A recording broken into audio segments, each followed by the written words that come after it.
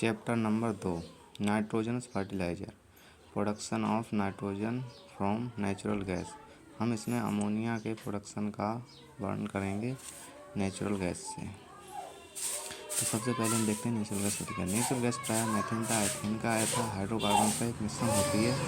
इसका typical formation इस प्रकार होता है। मीथेन इसमें सबसे अधिक होती है 94.7%, एथेन इसमें 4.3%, प्रोपेन इसमें 0.2% तथा ब्यूटेन इसमें 0.02% होती है। जब नेचुरल गैस को क्रूड ऑयल के कुएं से निकाला जाता है, नेचुरल गैस हमारे लिए क्रूड ऑयल की अर्थात रिफाइनरी, जहाँ से रिफाइनरी में क्रूड ऑयल आता है, जहाँ से डीजल केरोसिन वगैरह प्राप्त होती है, वहीं से हमें नेचुरल गैस भी प्राप्त होती है। क्रूड ऑयल के कुएं से निकाला जाता है। यदि क्रूड ऑयल के साथ नेचुरल गैस आती है, मतलब अगर हमने कच्चा तेल निकाला, उसी के साथ में जो नेचुरल गैस काम आता है उसे एसोसिएटेड गैस कहते हैं। जब केवल नेचुरल गैस ही प्राप्त होती है तो उसे हम फ्री नेचुरल गैस कहते हैं। Natural gas colourless, odourless, natural gas colourless, odourless तथा साथ ही एक्सप्लोजिव भी होती है क्योंकि इसमें मीथेन गैस पाई जाती है। नेचुरल गैस कलरलेस मतलब रंगहीन तथा गंधहीन तथा एक्सप्लोजिव यानी विस्फोटक भी होती है। अब हम कुछ अमोनिया की प्रॉपर्टी देखेंगे क्योंकि हमें प्रोडक्शन अमोनिया का करना है। एक्चुअली अमोनिया का प्रोडक्शन करने के लिए हमें दो चीज़ों की आवश्यकता होती है, हाइड्रोजन तथा नाइट्रोजन की। नाइट्रोजन तो हमारे लिए इन्वायरमेंट से प्राप्त हो जाती है क्योंकि इन्वायरमेंट हमारा नाइट्रोजन का एक बहुत बड़ा सोर्स है। तथा हाइड्रोजन का हमें विभिन्न प्रोसेसों से प्रोडक्शन करना पड़ता है, जिससे अमोनिया का मॉलिक्यूलर वेट 17 होता है, बॉइलिंग पॉइंट -33.3 डिग्री सेल्सियस होता है, मेल्टिंग पॉइंट इसका -77.7 डिग्री सेंटीग्रेड होता है। अमोनिया के प्रोडक्शन के लिए नाइट्रोजन तथा हाइड्रोजन गैस की रिक्वायरमेंट होती है, आवश्यकता होती है। इसमें नाइट्रोजन गैस को इन्वायरमेंट तथा हाइड्रोजन गैस का प्रोडक्शन किया जाता है और अमोनिया सिंथेसिस के द्वारा अमोनिया का प्रोडक्शन किया जाता है। अब इससे आगे अमोनिया नाइट्रोजनस फर्टिलाइज़र का प्राइमरी सोर्स होता है। जितने भी नाइट्रोजनस फर्टिलाइज़र होते हैं, अमोनिया हर के लिए बहुत ही इम्पोर्टेंट रोल प्ले करता है, प्राइमरी सोर्स होता है। अमोनिया के प्रोडक्शन के लिए निम्न प्रोसेस अपनाए जाते हैं। सबसे पहले तो डिसल्फ्राइजेशन यूनिट, ये मैंने लिख लिए हैं, इधर इसका ब्लॉक डायग्राम भी है, वो भी आपके लिए दिखलाएंगे। पहले कौन कौन से प्रोसेस होते हैं वो देख लो। सबसे पहले यहाँ से ही देख सकते हैं। सबसे पहले हम इसमें फीड डालते हैं, नेचुरल गैस फीड करते हैं।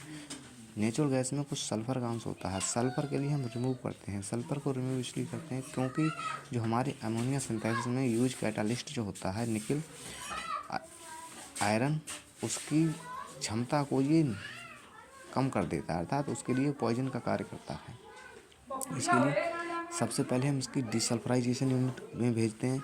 उसके बाद हमारा लिखा हुआ है प्राइमरी रिफॉर्मर में भेजते हैं, जहाँ पे हमें स्टीम को ऐड कराते हैं, अर्थात इसमें हम H2 ऐड कराते हैं। जो हमारा H2 ऐड कराने का मतलब है, जो हमारी मीथेन गैस होती है उसे हम CO में का हाइड्रोजन में अलग अलग तोड़ लेते हैं। इसके बाद कुछ अनकन्वर्टेड मीथेन रह जाती है, उसे हम सेकेंडरी रिफॉर्मर में भेजते हैं और वहाँ से हम एयर के लिए इंजेक्ट कराते हैं, जहाँ से हमें नाइट्रोजन की पर्याप्त मात्रा प्राप्त हो जाती है। उसके आगे दो कन्वर्टर लगाए जाते हैं, एक होता है हाई टेम्परेचर शिफ्ट कन्वर्टर, दूसरा होता है लो temperature shift converter. High temperature shift converter का कार्य क्या होता है? हाई टेम्परेचर शिफ्ट कन्वर्टर में जो मीथेन होती है उसे हम CO2 में कन्वर्ट कर लेते हैं, क्योंकि CO2 में अलग कर लेते हैं और हाइड्रोजन अलग हो जाती है। उसके बाद कुछ परसेंटेज अनकन्वर्टेड रह जाती है CO2 की, उसे हम लो टेम्परेचर शिफ्ट कन्वर्टर में भेजकर और उसे में हम CO2 रिमूव कर लेते हैं। तथा CO2 रिमूव करने से ये हमें और फ़ायदा हो जाता है, इसे हम यूरिया प्लांट में डायरेक्ट भेज देते हैं। अमोनिया भेजी, CO2 हमें यहाँ से मिल जाती है, क्योंकि यूरिया बनाने के लिए CO2 तथा अमोनिया की आवश्यकता होती है। तो हम यूरिया प्लांट में CO2 को डायरेक्टली यहाँ से सप्लाई कर देते हैं। उसके बाद होती है CO2 गैस रिमूवर। फिर भी कुछ CO2 गैस बच जाती है अनकन्वर्टेड, तो वहाँ से CO2 गैस को हम आगे रिमूव कर लेते हैं। उसके बाद हम भेजते हैं। मैथिनेशन में क्या होती है, इसमें कुछ ना कुछ अंश रह ही जाता है, हम 100% किसी को श्योर नहीं कर सकते। तो इसमें जो कुछ अंश रह जाता है अमोनिया का, उसमें हम पुनः अमोनिया में बदल देते हैं। क्यों, अमोनिया का जो मीथेन गैस होती है उसका अमोनिया प्रोडक्शन में कोई खास महत्व नहीं होता है। अमोनिया सिंथेसिस से हमें अमोनिया गैस प्राप्त हो जाती है जिसे हम स्टोर कर लेते हैं। अब हम चाहों तो इसके नाम देख सकते हैं, बस वही है, डिसल्फ्राइजेशन यूनिट में भेजते हैं। यहाँ से हम देख सकते हैं डिसल्फ्राइजेशन यूनिट में भेजते हैं। Desulphurisation of natural gas, primary reformer जिसे हम स्टीम रिफॉर्मर भी के नाम से जानते हैं, सेकेंडरी रिफॉर्मर जिसे एयर रिफॉर्मर के नाम से जानते हैं, गैस प्यूरिफिकेशन। गैस प्यूरिफिकेशन का मतलब होता है shift converter, high temperature shift converter तो लो टेम्परेचर शिफ्ट कन्वर्टर। दूसरा होता है मैथिनेशन और अमोनिया सिंथेसिस।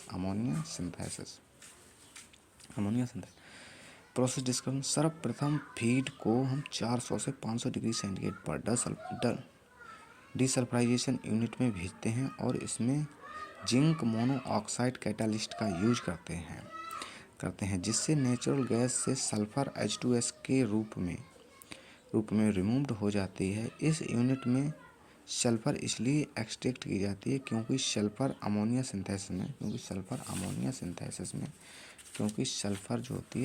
सिंथेसिस में यूज कैटालिस्ट की पावर को कम कर देती है, अर्थात ये कैटालिस्ट के लिए पॉइजन का कार्य करता है।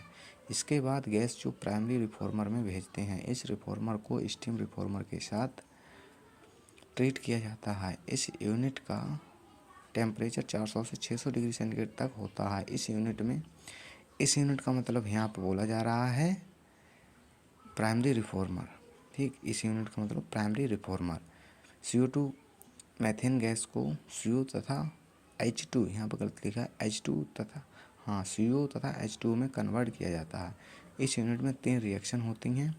मीथेन की क्रिया H2 से कराते हैं क्योंकि स्टीम रिफॉर्मर, स्टीम में H2 होता है तो वो CO हाइड्रोजन, मैथिनेशन रिएक्शन इसे बोलते हैं, इसको मैथिनेशन रिएक्शन बोलते हैं। फिर जो CO बचता है उसकी H2 से रिएक्शन होती है तो CO2 प्लस हाइड्रोजन, इसे वाटर गैस रिएक्शन के नाम से जानते हैं।